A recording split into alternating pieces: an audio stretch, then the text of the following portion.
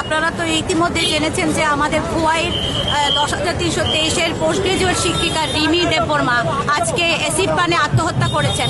শুধু আত্মহত্যাই করেননি তিনি, আত্মহত্যার পাশাপাশি তিনি তার ছোট 1 বছর 21 দিনের বাচ্চাটাকেও অ্যাসিড বিষ পান করিয়েছেন। কারণ একজন মা হিসেবে মানে কোন মা চাইবে যে একটা শিশু 1 বছর 21 মাস 21 দিনের শিশু তাকেও বিষ পান করিয়েছেন, যে নিজেও পৃথিবী ছেড়ে যাবেন, বাচ্চাটাকেও পৃথিবীতে রাখবেন না। কতটা দুঃখ, কতটা কষ্ট, কতটা মনের মধ্যে কি যন্ত্রণা হলে যে একজন মা নিজেও মরছেন, সঙ্গে বাচ্চাটাকেও মারতে চাইছেন। এবং বাচ্চাটা এই যে ছোট একটা বাচ্চা 1 বছর 21 দিন, সে এখন মৃত্যুর সঙ্গে পাঞ্জা লড়ছে। আইএলএস হসপিটালে ওর বাবার সাথে আছে, আমরা দেখে এসেছি। ওর মা Rimi Debbarma post graduate teacher, তিনি এডুকেশনে MA ছিলেন, গোল্ড মেডালিস্ট ছিলেন, টপার ছিলেন। এমন একজন শিক্ষিকা আমাদের 10,323 ছিল। তিনি তার এই অপমান, এই যে চাকরি যাওয়ার অপমান, নানা অপবাদ, অযোগ্য যে তকমা দিয়েছিলেন আমাদের রাজ্যের মাননীয় শিক্ষামন্ত্রী, এইগুলো তিনি সহ্য করতে পারলেন না। এই কারণে মানে তিনি এই আত্মহত্যা পথ বেছে নেন। কিছুদিন আগে কর্ণরায় জমাতিয়ার, উত্তম ত্রিপুরা, আজকে রিমি দেববর্মা, এইভাবে 3 জন আত্মহত্যা করলেন শুধুমাত্র এই চাকরি যাওয়ার ফলে এবং মানে ঋণের কারণে। কারণ তারা তাদের পরিবার প্রতিপালন করতে পারছে না, পরিবারের মুখে খাবার দিতে পারছে না। এই যে হতাশা, এই যে কষ্ট, দুঃখ, যন্ত্রণা সহ্য করতে পারছেন না।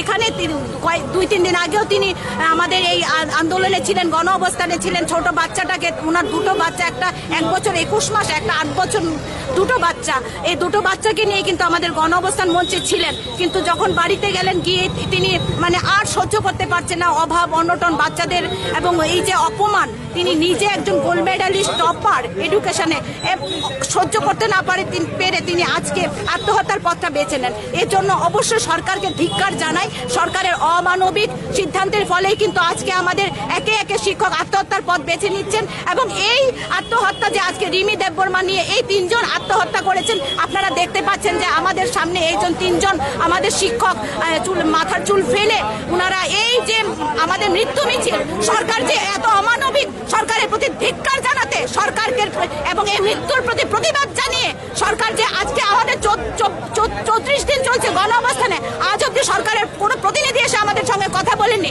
এবং মাননীয় মুখ্যমন্ত্রী মহাশয় আমাদেরকে কথা দিয়েছিলেন যে 2-1 মাসের মধ্যে আমাদের চাকরির ব্যবস্থা করবেন, সেটাও তিনি প্রতিশ্রুতি রাখেনি। সবগুলি প্রতিবাদে, বিক্ষোভে ক্ষোভ দেখাচ্ছেন, এটা হচ্ছে ক্ষোভের একদম প্রতিফলন। রাজ্য সরকারকে এবং রাজ্যবাসীকে দেখাতে চাই, আপনারা দেখুন, এবং রাজ্যবাসীকে আমাদের সঙ্গে চাই। সারা রাজ্যের যে শিক্ষক শিক্ষিকা আছেন আমাদের 10,323, সবাইকে বলবো আপনারা আর এই হতাশ হয়ে মানে নিজেকে শেষ করবেন না। একজন পরিবারে একজন মারা যায় মানে পুরো পরিবারটা মরে যায়। সুতরাং আপনারা পরিবারের কথা চিন্তা করে আপনারা নিজেদের সুস্থ রাখুন, ভালো রাখার চেষ্টা করুন। ভালো থাকার কথা না, কিন্তু আপনারা বেঁচে থাকুন, বেঁচে থেকে লড়াই করে আমরা চাকরি ফিরে পাবো। এবং আপনাদের আহ্বান করবো, আপনারা আমাদের গণ অবস্থান মঞ্চে আসুন, এখান থেকে আমরা একসঙ্গে লড়াই করে আমরা চাকরি ফিরে পাবো। এটাই আমাদের দৃঢ় প্রতিজ্ঞা হওয়া উচিত। আর কেউ যেন একজন আত্মহত্যা করবেন না। সবার কাছে অনুরোধ, আপনারা সবাই গণ অবস্থান মঞ্চে আসুন, আমরা সবাই একসঙ্গে একটা পরিবার, আপনারা সবাই আসুন। এবং সারা রাজ্যবাসীকে আবেদন করবো, আপনারা যেভাবে আমাদের আর্থিক এবং বিভিন্ন খাদ্য সামগ্রী দিয়ে আমাদের সাহায্য করছেন আমাদের এই গণ অবস্থান চালিয়ে যাওয়ার জন্য, আপনারা সবাই আসুন। আমরা একসঙ্গে আন্দোলনে নামবো, সরকারকে বাধ্য করি। আমরা আর মৃত্যু দেখতে চাই না, আমরা আমাদের পরিবারের একজনকেও হারাতে চাই না। সবাই যেন বেঁচে থাকে সেই ব্যবস্থাটা চাই। আপনারা সবাই আমাদের সঙ্গে থাকুন। আমাদের এই মৃত্যু মিছিল আমরা আর দেখতে চাই না। এইভাবে একের পর এক মৃত্যু মৃত্যু মৃত্যু। আজকে এই ম্যাডাম হয়েছে, কালকে কে হবে, পরশুদিন আমিও হতে পারি। সুতরাং রাজ্য সরকার যতদিন এমন বধির থাকবে, রাজ্যবাসীর কাছে আবেদন, আপনারা আসুন আমাদের সঙ্গে, রাজ্য সরকারকে বাধ্য করি, সবাই মিলে আন্দোলন করি যে আমাদের চাকরি ফিরে পেতে হবে। আজকে যেভাবে রিমি ম্যাডাম আজকে আত্মহত্যা করলেন, আর যেন একজন শিক্ষককে এরকম করতে না হয়, আপনারা মনোবল রাখুন, আপনারা সবাই আসুন। সরকার অতি সত্বর আমাদের ব্যবস্থা করুন, একটা স্থায়ী চাকরির ব্যবস্থা করুন, এটাই বলবো। আর না হয় আমরা অন্যদিকে যাবো। উশৃঙ্খল আন্দোলন হলে আমরা আর মানে ধৈর্যের বাঁধ ভেঙে পড়ছে। আপনারা দেখতে পাচ্ছেন, ধৈর্যের বাঁধ যদি ভেঙে না পড়ে এইভাবে মানুষকেও এইভাবে চুল ফেলে প্রতিবাদ করতে পারে না। সুতরাং আমাদের ধৈর্যের বাঁধ ভেঙে পড়ছে।